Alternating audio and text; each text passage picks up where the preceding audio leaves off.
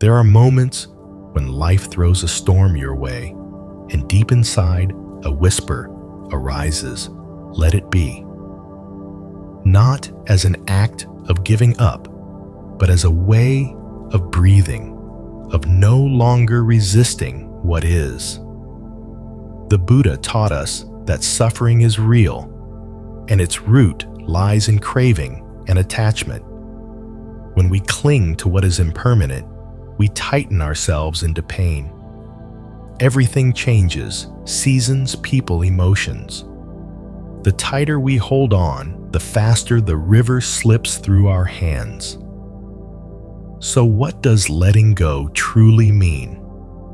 It means loving without trying to possess, giving your best without tying yourself to the result, practicing patience and acceptance, trusting that everything blooms in its own time, like a flower that opens only when the conditions are right. And to live in peace, we need mindfulness, returning to this moment, eating with awareness, listening with awareness, breathing with awareness. Letting go isn't about quitting. We still act, but we stop letting fear and control lead the way. And in that, life becomes lighter. The heart becomes clearer.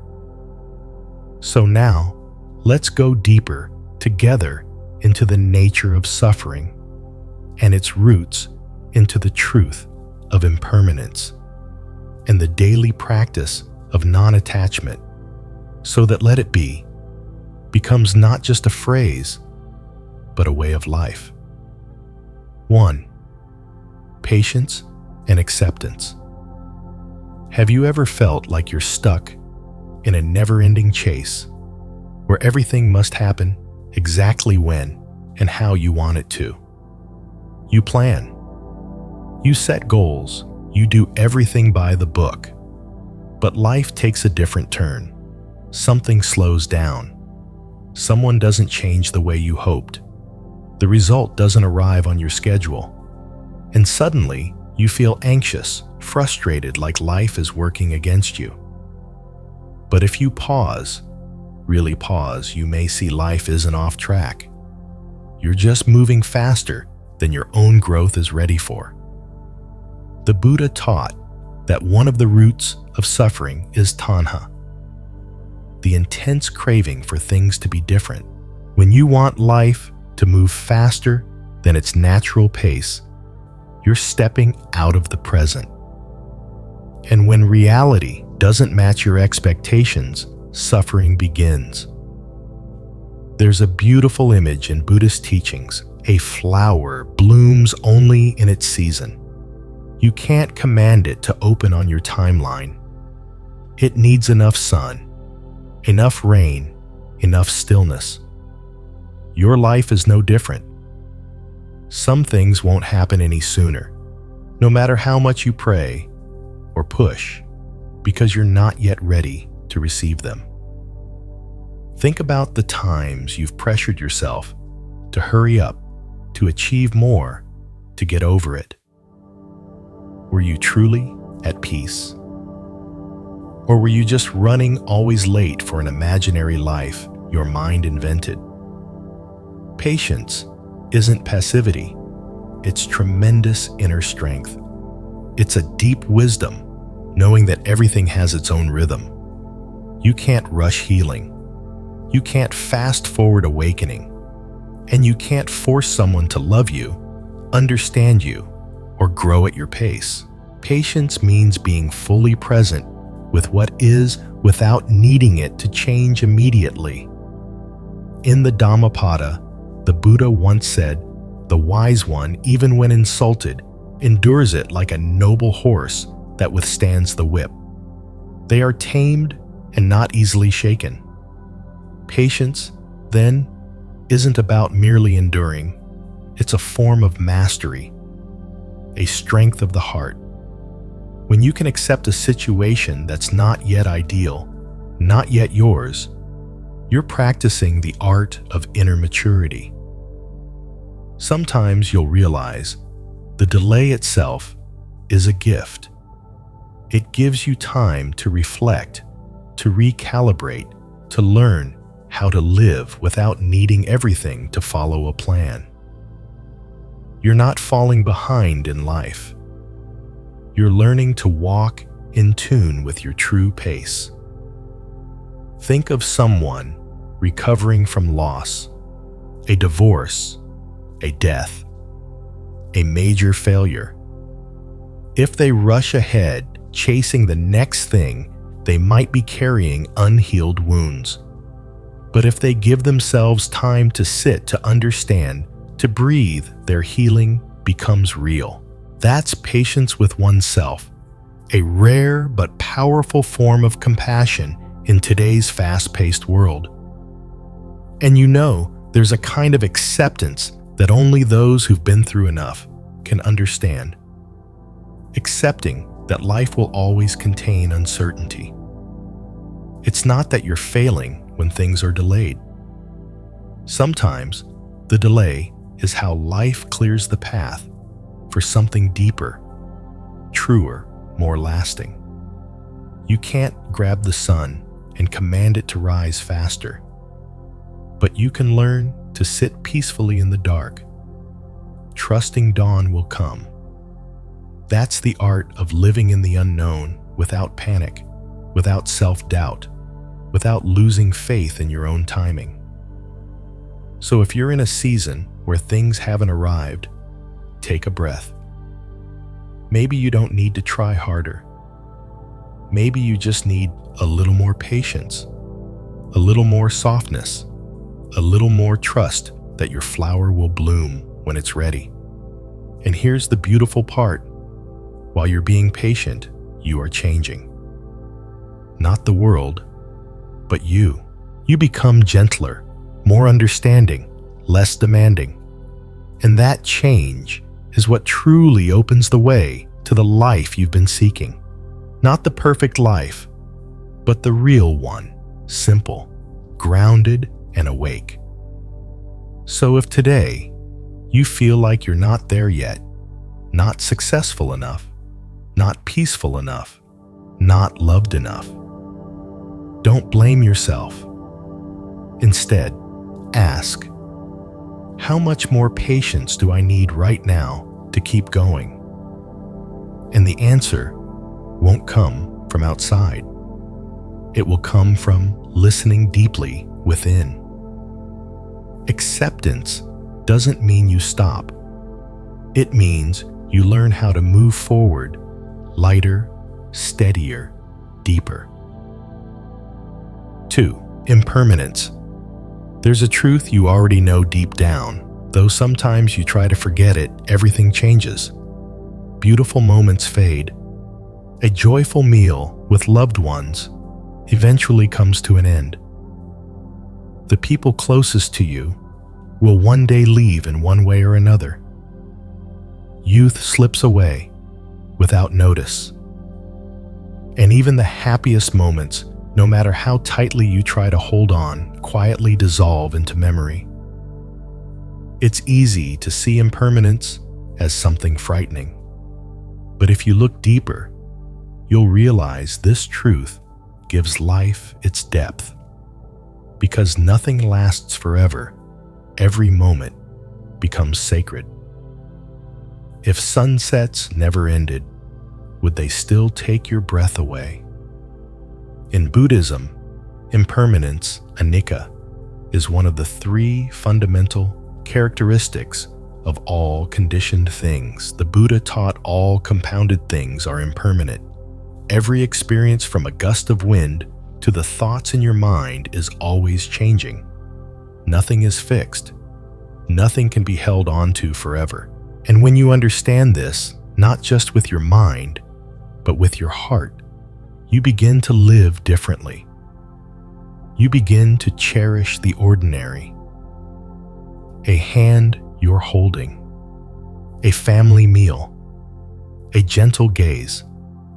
These simple things become more precious when you realize tomorrow may not look like today. You also learn to release what's already past. You stop punishing yourself for old mistakes.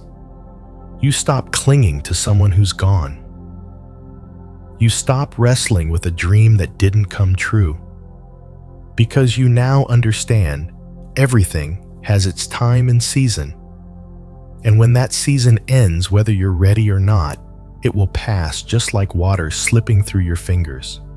Strangely, you also begin to fear the future less, because you know whatever comes, it will also go. Joy arrives, and you smile. Pain arrives, and you also smile. Both are just temporary visitors in the house of your mind. Imagine sitting by a flowing river. The water you see now is never the same as yesterday's. So why grieve what's already gone? Why worry about what lies downstream when what's here now is already enough? Impermanence isn't something to mourn. It's a quiet reminder. Live deeply, live truthfully, live fully right now. Because even as you listen to these words, everything around you is already changing, and so are you. There's a story from the Anguttara Nikaya about a grieving mother who lost her child. She came to the Buddha, clutching the child's body, begging him to bring her baby back. The Buddha didn't refuse, but he gently said, "Go and bring me a handful of mustard seeds from any house that has never experienced death." She searched every home, but in every one, someone had passed away. When she returned, silent and humbled, she bowed and whispered, "I understand now." Impermanence can be a painful lesson, but it's also one of the deepest forms of healing. When someone changes, when you lose something, when life takes a turn you didn't expect, don't despair. Remember, this too shall pass. And when you're in a moment of peace, a quiet afternoon, a warm hug, a cup of tea, be grateful. Not because it'll last forever, but because you can make it timeless in your heart by being fully present with it while it's here. Have you noticed? The things that move us most are often the shortest and knowing glance in silence, a moment of forgiveness, the first rain of the season, or even the sound of birds that's gone the next day. Beauty lives in fragility. Fragility comes from impermanence. And impermanence, when rightly understood, doesn't steal happiness, it deepens it. So when life feels rushed, when everything seems to slip through your hands, when you're unsure what's still holding, return to a simple question. Am I truly present? Right now. You may not be able to make things last forever, but you can make them real, and real is more beautiful than forever. 3. Letting go is not the same as giving up. There's a common misunderstanding that letting go means giving up. Giving up on responsibility, on your dreams, on someone you love. But in the light of Buddhist wisdom, that's not what letting go really means. Letting go doesn't mean withdrawing from life. It doesn't mean you stop working, stop loving, or stop trying. True letting go means releasing the grasping mind, the part of you that insists everything must happen exactly the way you want, on your timeline, and with your desired result. You can still work with all your heart, still love deeply, still take care of your family, and give your best to the world. But instead of tying your peace to the outcome, you open your hands. You do your part, then let life unfold as it will. In the Majjhima Nikaya, the Buddha said, Act as one who applies lotion to their body without attachment, without clinging. Work with care, but don't let your identity be trapped in what you do. That's the art of living fully without letting life trap you. Imagine planting a seed. You water it, nourish it, remove weeds, protect it from pests. But you can't force it to bloom tomorrow. If you hover over it anxiously, demanding growth, your care turns into control. But if you give it everything you can, then release the urge to control the outcome. That's the true meaning of letting go. People who misunderstand this think letting go is cold or careless. But it's the opposite. Letting go allows you to love with more grace. You no longer cling. You no longer demand. You no longer suffer when things change or someone leaves. You still love deeply, truly, but you understand that every soul has its own path. Every connection has its season. You don't love to possess. You don't love to bind. You love like holding a bird, gently in your palms. If it wants to stay, it will stay.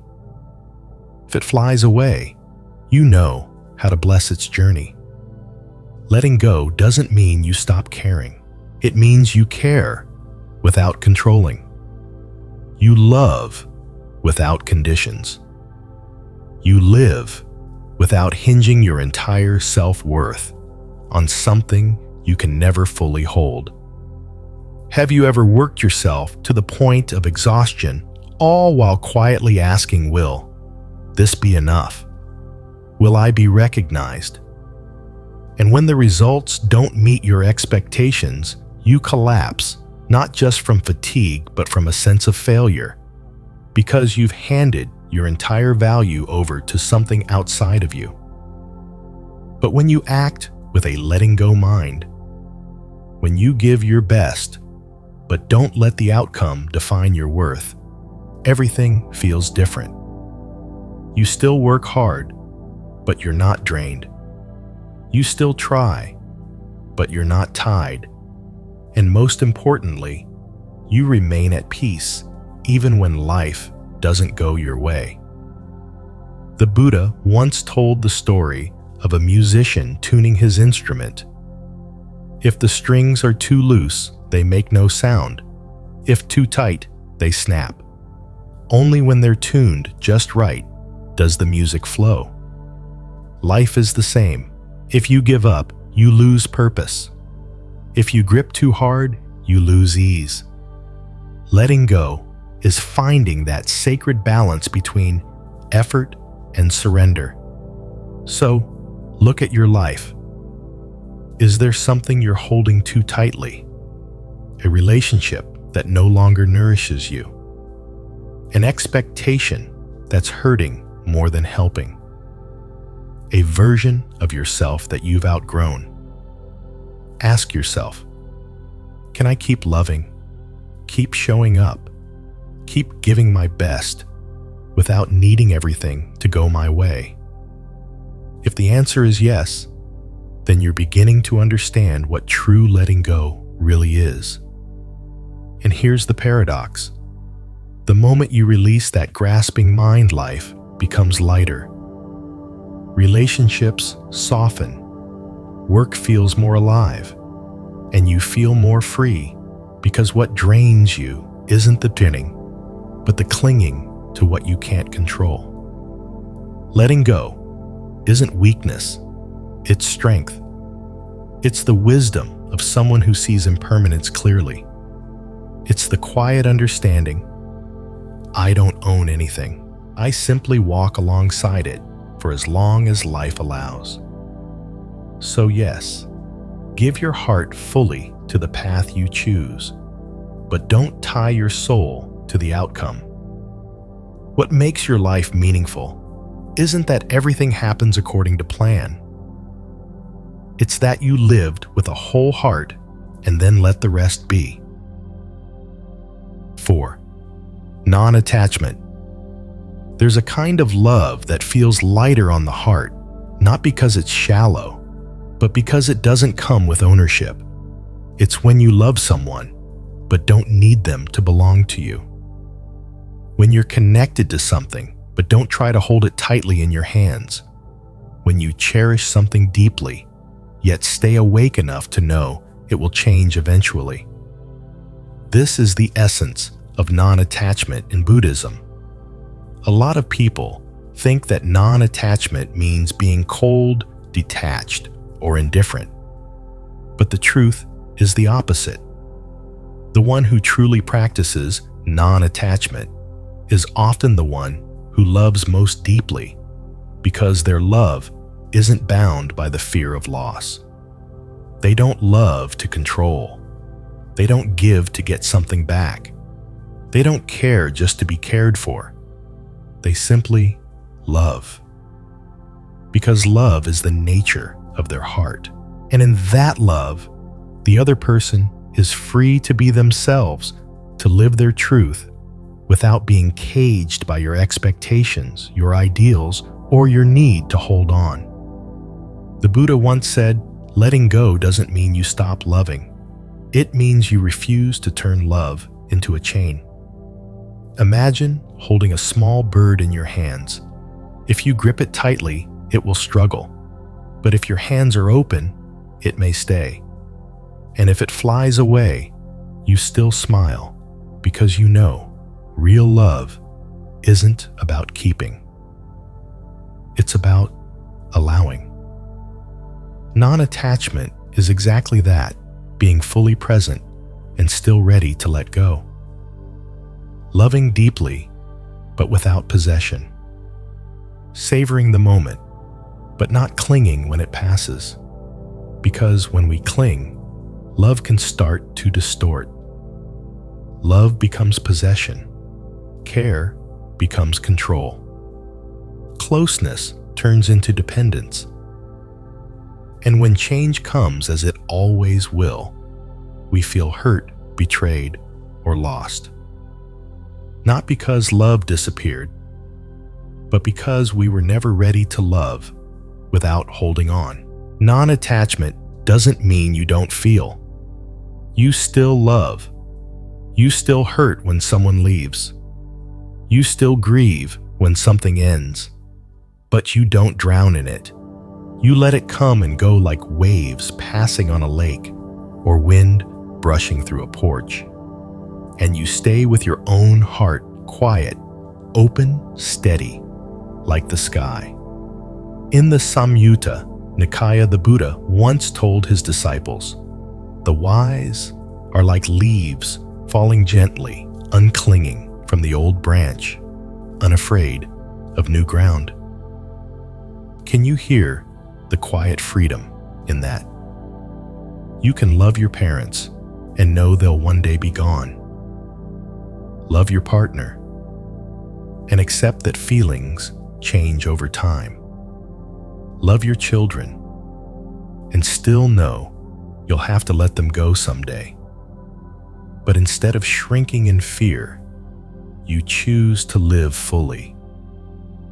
You love with your whole heart while still holding space in your soul, a space where love isn't choked by fear or control. You can even apply this to yourself, to the expectations you've placed on your own shoulders, to the image you try to keep up that you must always be strong, successful, admired. But what if one day you fall apart? Can you let go of those standards and simply embrace yourself like a friend, expecting nothing, just being? Non-attachment doesn't mean you don't care. It means you care more deeply because you're loving without needing to possess. You work not for fame. You live not for validation. You love not for return. And it's often in that moment that you discover what true inner freedom feels like, a freedom that only unconditional love can bring. And maybe, just maybe, when you stop trying to hold on things, stay longer. When you give someone room to breathe, to be themselves, they want to stay near. When you stop forcing success, creativity flows. When you stop fearing the loss of happiness, you live more deeply in the happiness you already have. So, if you're loving someone right now, ask yourself, am I loving them or trying to keep them? If you're chasing something, ask, am I offering myself to it or trying to control it? Love without attachment isn't some lofty ideal. It's a practical, peaceful way to live. You don't need to grasp everything. You just need to be fully present with what's here and let it go when the time comes. That's not losing, that's growing. And in that growth is a quiet peace the world cannot take away. 5. Mindfulness. Have you ever sat down on a quiet afternoon, a warm cup of tea in your hands, but your mind had already wandered elsewhere, replaying something from the past or worrying about something yet to come? We often think we're living, but most of the time we're just lost in thought. The past pulls us back. The future pulls us forward. In the present, the only real moment we have is forgotten. In Buddhism, there's a practice that is both simple and profound mindfulness. It means being fully present with what's happening right now, without running from it, without wishing it were different. Mindfulness doesn't require you to sit for hours in meditation. It begins with small things. When eating, know that you're eating. When breathing, know that you're breathing. When listening, really listen instead of preparing your next reply in your head. I once read a quote from a Zen master that said, "When you wash the dishes, just wash the dishes. Don't think about writing letters or replying to emails. Otherwise, the dishes will only be half washed and your mind will be nowhere at all." And it's true. In our busy modern lives, we've grown used to multitasking. We eat while scrolling through our phones. We walk while solving work problems in our heads. We sit with loved ones, but our eyes are glued to another screen. Then we wonder, why do we feel so tired, disconnected, and empty? Mindfulness doesn't promise instant happiness, but it gives you back to yourself, so you're no longer pulled and pushed by waves of emotion, memory, or expectation. You can't change the past, and you can't control the future. But if you are fully here, in this moment, you're planting the most beautiful seeds for whatever comes next. I once met a man in his 60s who had suffered a deep loss. He said, "I kept living in the past, reliving the moment my wife passed away, until I realized I was losing the very life she gave everything for me to continue." It was only when he began practicing mindfulness in his breathing in each quiet step through the garden that he slowly began to heal. And he said something powerful. There is nothing that heals deeper than truly returning to the present. You don't have to wait for your life to settle before practicing mindfulness. You can start right in the middle of the chaos. When driving, feel your hands on the wheel. When washing vegetables, feel the cool water flowing through your fingers. When sitting next to someone you love, really pause, and be there with them. You may be surprised how the most ordinary things come alive just because you're fully present. Over time, mindfulness stops being a technique. It becomes your way of life, a way of living where every moment is no longer something to rush through, but something to come home to. In the Satipatthana Sutta, the Buddha taught awareness of body, feeling, mind, and phenomena. But he never said you had to do it only in monasteries or on mountaintops. He invited you to practice wherever you are starting with the body, the breath, the moment you're in. Because mindfulness isn't about rituals. It's about the presence you bring to the small acts of daily life. Are you walking? Feel each step. Are you sitting? Notice the sensation of your back against the chair. Are you drinking water? Be aware. This is a sip of water, and you are alive to taste it. Life isn't a list of destinations. It's a stream of experience, and only when you're truly present in each moment can you touch the beauty and depth of that stream. Mindfulness doesn't make your problems disappear, but it stops you from being swept away by them. It's like standing in the middle of a storm, and instead of getting blown around you, become the observer. You see the clouds moving, the wind howling, the rain falling, and eventually it all passes. So if today your heart feels restless, start with just one breath. One slow, deep, conscious breath.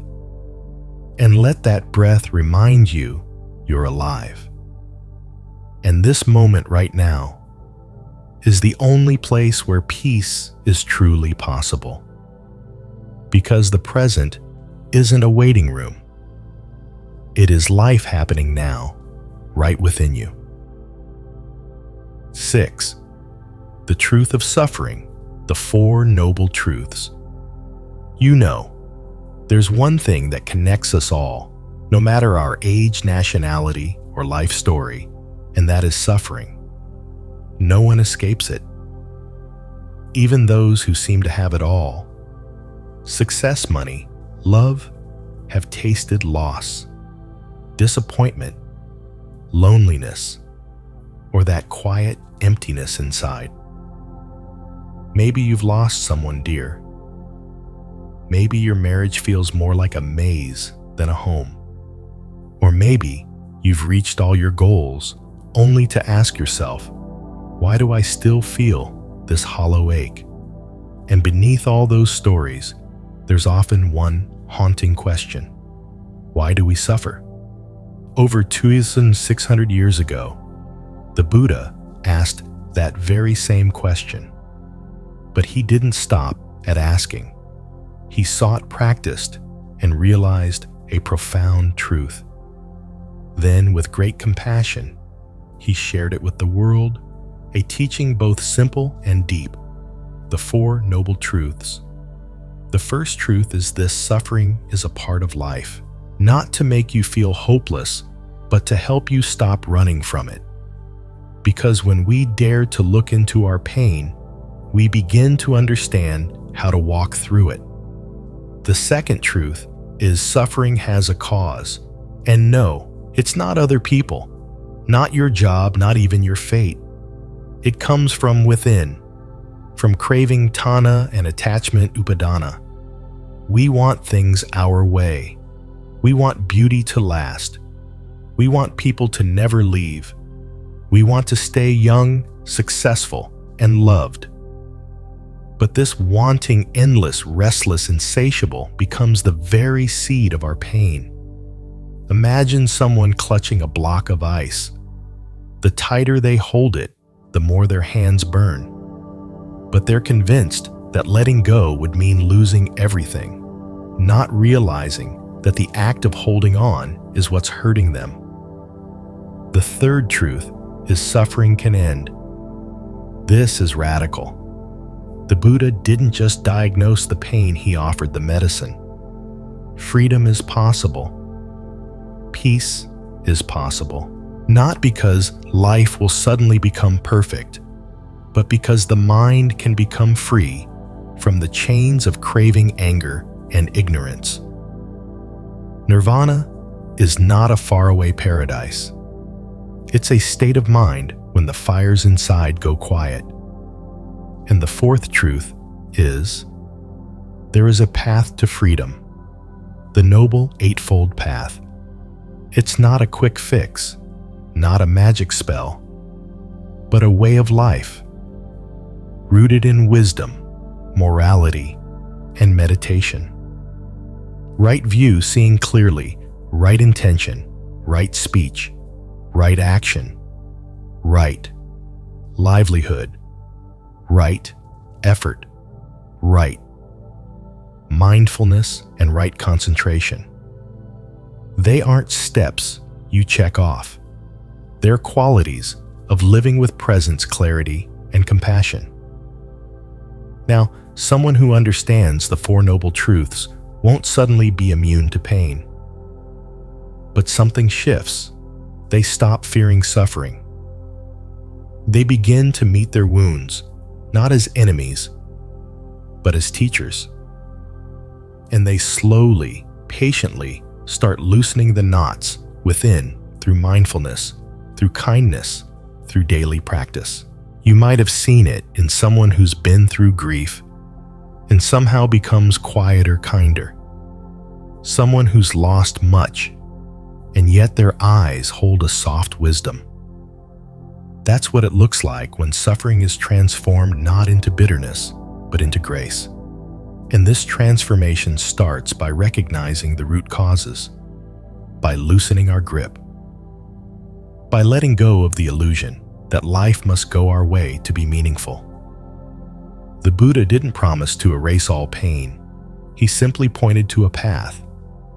And the moment you take even one step on that path, you begin to feel something lighter, steadier, truer from within.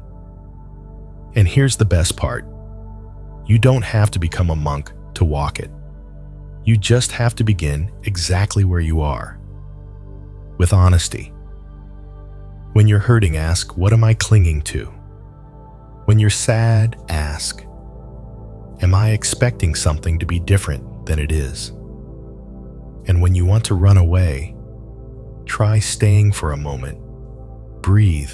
Look into your pain with the light of awareness. Because sometimes healing doesn't begin with an answer. It begins with the courage to sit with the question, I'm hurting, but do I really understand why? And in that quiet moment, when you stop blaming, stop demanding, stop avoiding, you've already taken the first step on the Eightfold Path. A path the Buddha once walked, a path millions have followed, and now it gently opens right beneath your feet. 7. The deeper meaning of Let It Be and its connection to Buddhism. Some songs sound gentle at first, but if you really listen, they reach a deep place in your soul. Let It Be that soft whisper from the timeless Beatles song is one of those lines. At first, it sounds like comfort, but if you truly listen, it's a profound teaching. It doesn't shout, change this, or complain. Why is it like this? It doesn't demand, fix it now. It simply says, let it be. Let things be as they are. And you know what? That spirit is surprisingly close to the heart of Buddhist philosophy. Let it be, not surrender, but the release of resistance. In Buddhism, there's a powerful concept called letting go. Not giving up, not turning away, but letting go of the internal resistance of the craving for things to go your way. It's choosing to see things just as they are, not how we wish them to be. When the Beatles sing, let it be, there will be an answer. It's more than dreamy lyrics. It's a quiet kind of faith that life moves to its own rhythm and answers will come. Not when we force them, but when we pause, breathe, and truly listen. The Buddha and the art of letting things be. The Buddha didn't teach us to run from pain. He taught us to look straight at it, name it, and stop fighting it. In the Four Noble Truths, the first step isn't to fix suffering, it's to see it. Often, what hurts us isn't just the situation itself, it's our resistance to it. A breakup hurts not just because someone left, but because we can't accept that it ended. A failure wounds not only because we lost something, but because our ego was tied to the outcome. Let it be through the lens of Buddhist wisdom reminds us, stop struggling with reality. Nothing has to be perfect. No one has to be right. And you don't need to control it all. Let what is, be, like a river, flowing without forcing. Have you ever watched a river? It doesn't fight to go straight. It curves, flows around stones, bends with the landscape, but always makes its way to the ocean. No hurry, no force, just deep trust in its own path. Your heart is like that too. When you let go of the pressure to succeed, now be happy, now heal, now you can finally breathe and hear what your heart's been trying to say all along. In Zen, there's a very simple practice. Just sit and know that you're sitting. Don't try to achieve anything. Don't chase peace or spiritual insight. Just let your body be a body, your mind be a mind, your breath be a breath. And in that space, peace begins to arrive, not because you demanded it, but because you stopped blocking it. But if I don't do anything, how will things ever change? You might be wondering, if I just let everything be, won't my life stay the same? That's a real, honest question. But remember, letting it be doesn't mean doing nothing. It means acting without clinging.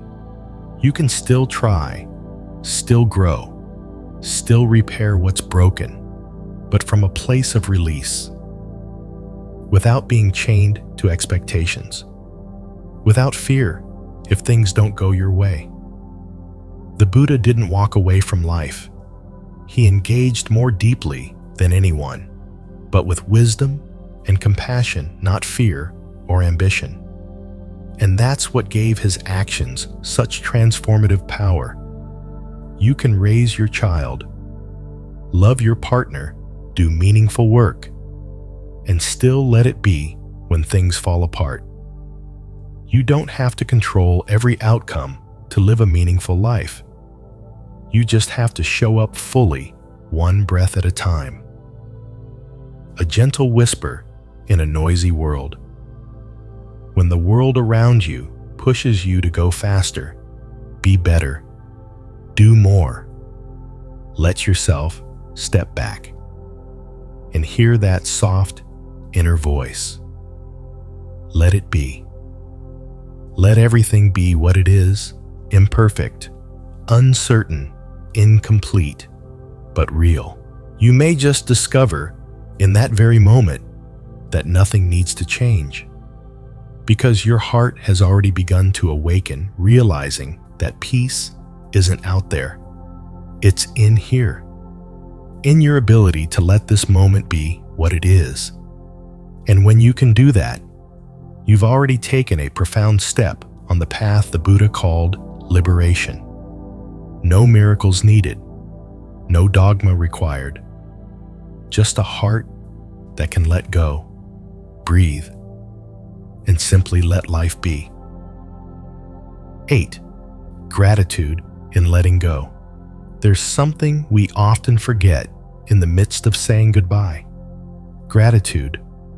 When something ends a relationship, a job, a chapter of life, we tend to close it with regret, disappointment, or even resentment. But if you pause for a moment, look a little deeper, you'll realize anything that came into your life left something behind. And if you can thank it before letting it go, your heart will feel so much lighter. Letting go is an action. Gratitude is an attitude. In Buddhism, letting go isn't just about dropping what you're holding. It's about releasing with a kind heart, without clinging, without resistance, and without carrying bitterness inside. The Buddha once said, "Nothing comes to you without carrying a lesson." Gratitude is the light that helps you see that lesson, even when what arrived left you hurting. Picture yourself holding a wilted flower. You could be angry that it's no longer vibrant and beautiful, or you could smile, remembering its fragrance, the way it once brightened your space. And then let it go with a thank you. The way your heart chooses to respond determines whether you've truly let go. Why is gratitude important when letting go? Because if you let go without gratitude, your heart might still cling. Cling to the question, why did this happen to me? Or to the feeling of, if only things had gone differently, and then you haven't really let it go. You've just tucked it away, hidden in a corner, waiting to return and hurt you in a different form. But if you let go with gratitude, even what hurt you can become something sacred, part of your growth. You stop asking, what did I lose? And you start asking, what did I learn? Gratitude for the unfinished. You don't have to wait until things end perfectly to feel grateful. You can be thankful, even for what was incomplete. A relationship that didn't last forever, but once warmed your heart. A friend you no longer speak to, but who once stood by you in hard times. A job you had to leave, but one that helped you grow and learn. In the Anguttara Nikaya, the Buddha told a story about a monk who had been deeply insulted, yet bowed in gratitude to the one who had hurt him. When his disciples asked why, he simply smiled and said, "Because of that person, I could see the anger that still lived in me." How profound. Sometimes the people who disturb us the most are the clearest mirrors, showing us where we still have work to do.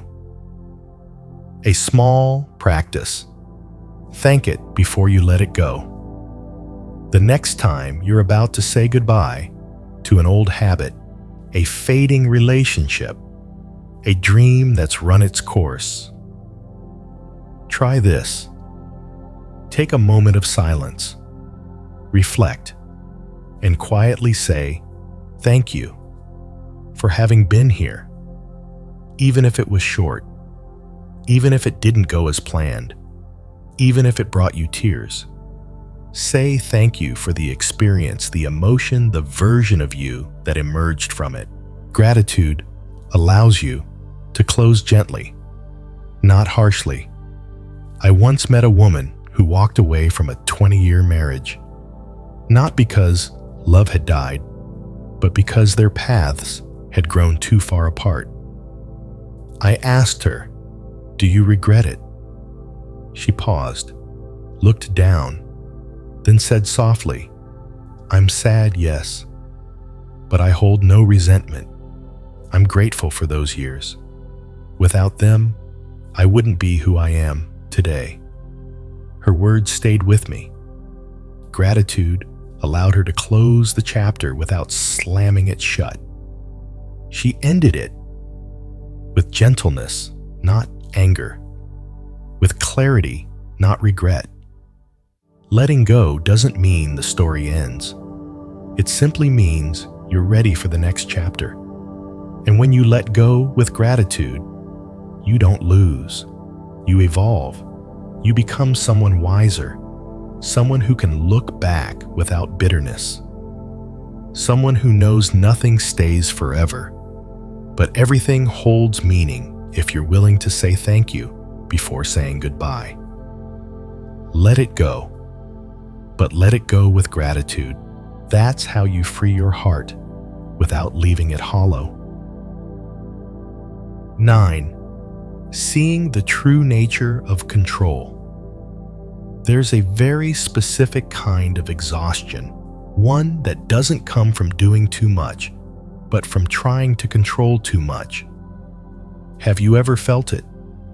When your mind keeps spinning with questions like, will everything go according to plan? Will they act the way I expect? What can I do to make sure this turns out right? You tense up, not outwardly, but deep inside, because somewhere within you, there's this belief, if I can just control it all, I'll be safe. But then something small happens, a missed call, a change of heart from someone else, a well-prepared plan falling apart, and suddenly you feel overwhelmed. Not because the situation was massive, but because it shattered the illusion that you had everything under control. Control is an instinctual reaction. At the core, we all want control because it gives us a sense of certainty of agency. The human mind craves stability, so we plan. We set expectations. We build routines and systems, hoping that if we do enough of that, life will stay in our hands. But life is still life. Things still change: weather, emotions, people, circumstances. You may hold something steady for a while, but no one can hold a river in their bare hands. What did the Buddha teach about control? In Buddhist teachings, the desire to control is seen as a subtle form of attachment and delusion. Attachment because we want things to bend to our will. Delusion because we believe we can master everything. The Buddha didn't teach us to dominate life. He taught us to see life, to observe its impermanent nature. Everything arises, transforms, and eventually fades away, including you and me. And in that deep seeing, something shifts. The more we try to control, the more anxious we become. The tighter we grip, the more drained we feel. But when we see the limits of control clearly, something beautiful opens up, an inner spaciousness where peace begins to grow. Freedom doesn't come from control, it comes from understanding. There's a quiet paradox in spiritual practice. You don't need to control your emotions to have peace. You just need to understand them. You don't need to control others to feel loved. You just need to love without owning. You don't need to control the future to feel safe. You just need to live fully in the present moment, by moment, breath by breath. Imagine you're pulling on a tight rope with all your strength. The more you pull, the more your hands burn. But you don't let go, because you think, if you do, everything will fall apart. Then suddenly, you ease your grip just a little, not to give up, but to stop forcing. And in that moment you realize nothing collapsed. Only you finally rested. Letting go of control isn't the same as giving up on life. Many people fear, if I don't control things, won't everything fall apart? But pause and think for a second. How many of the best things in your life came to you without planning? How many opportunities, relationships, or beautiful surprises showed up uninvited? And on the flip side, how many things you tried so hard to manage still slipped through your fingers? Letting go of control isn't negligence. It's a shift from commanding life to being present with it. Instead of trying to steer every turn, you sit with yourself. You get still. You ask, what really matters to me? And what can I allow to pass without needing to interfere? A peaceful person knows you don't need to control everything to fully live. In the Dhammapada, the Buddha said, "Whoever sees the arising and passing of all things sees the truth." When you see that everything changes, You stop panicking when things don't go your way. You stop demanding life to stay still just so you can feel okay. And you begin to see the only thing you ever needed to come home to is you. So, if today you're feeling tired, if your chest feels tight, if every small thing makes you want to fix, monitor, or correct, pause, take a deep breath, and gently ask yourself, what am I trying to control? That maybe I don't need to. You may not change the weather, but you can carry an umbrella and a smile. You may not change someone else's heart, but you can soften yours when you look at them.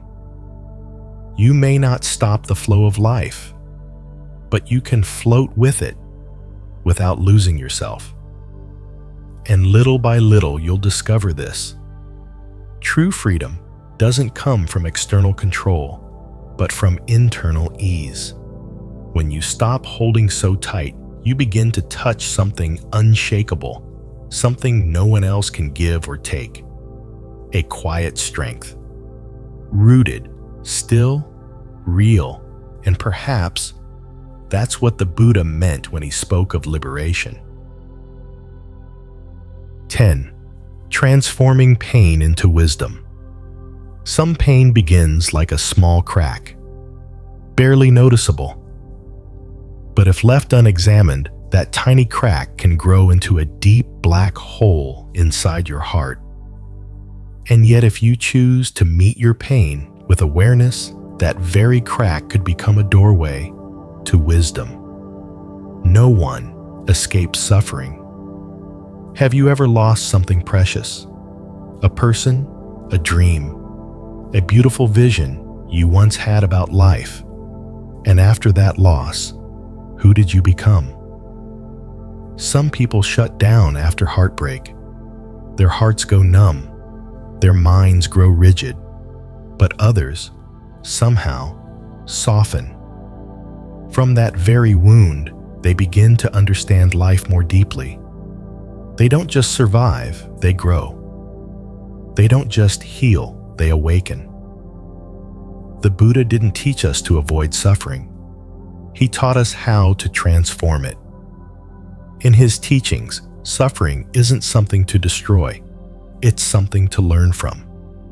It's your first teacher, if you're willing to sit with it, look deeply into it, and truly listen.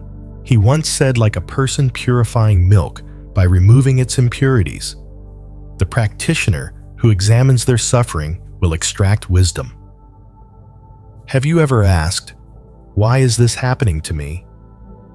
That's a natural question. But if you stop there, you remain a victim. If you shift the question to, what is this trying to teach me? You're no longer a victim. You're becoming a student of your own becoming. Suffering is like moist soil, the place where the seeds of wisdom can begin to sprout. You can't learn how to let go if you've never had to release something you loved. You can't learn humility if you've never tasted failure.